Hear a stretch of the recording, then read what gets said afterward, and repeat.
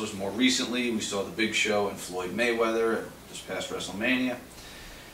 Harley, what are your feelings on boxer versus wrestling matches in general? You don't really want to know. You couldn't air it, if I could say it. I can air it. Well, I don't think we need to get into that. I didn't like either one of those things. And I don't think either one of those things had anything whatsoever to do with the wrestling business.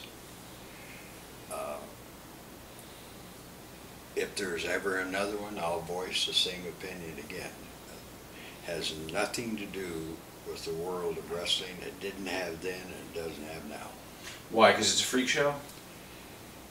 I don't even know if you could get it that high up to train. It's just something that doesn't work. Doesn't work. These particular matches, I agree totally. I remember one time, if you remember the old timer Toots Mond, who was actually partners with Vince McMahon. He told me in St. Louis he took on a fighter. I asked him actually because I had been told the story, and he took on a fighter, and it took him like 38 seconds or 35 seconds to whip him. And another guy, NWA former champion, that did the same thing was Ray Steele. I don't know if you ever heard about that. He took on a fighter, and the same thing, because they were legitimate, no rules. In other words, I told you with the Inoki thing, you know, Ali was supposed to fight this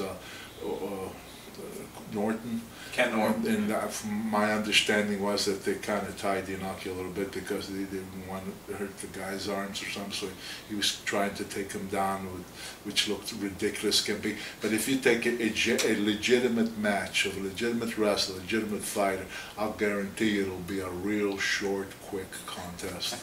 Yes, I agree. Was there anyone in boxing, football, martial arts, basketball that you would have happily gotten in the ring with if you Well, the thing with Ali and Inoki came afterwards, because when McMahon made the challenge, supposed to have been me and Ali, Ali wanted a $6 million guarantee.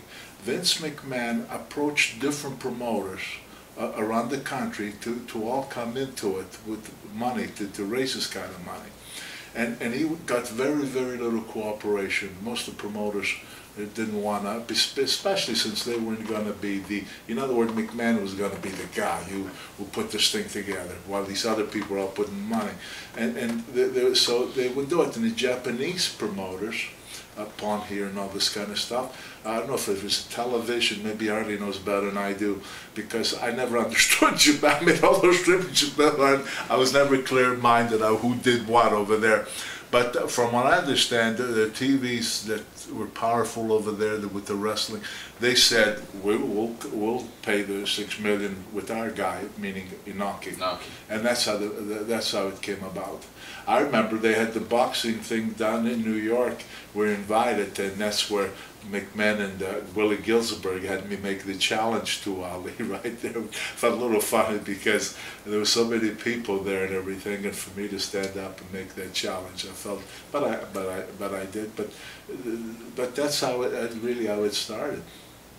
Harley, is there anything you would have ever been a part of? To prove a point, maybe. I'm just exactly like Bruno. A good boxer, a good wrestler's going to win every time. All you're doing is up here, and a good wrestler's going to have you on your back before you bell rings. You're on your back. It's hard to box when you're laying down there.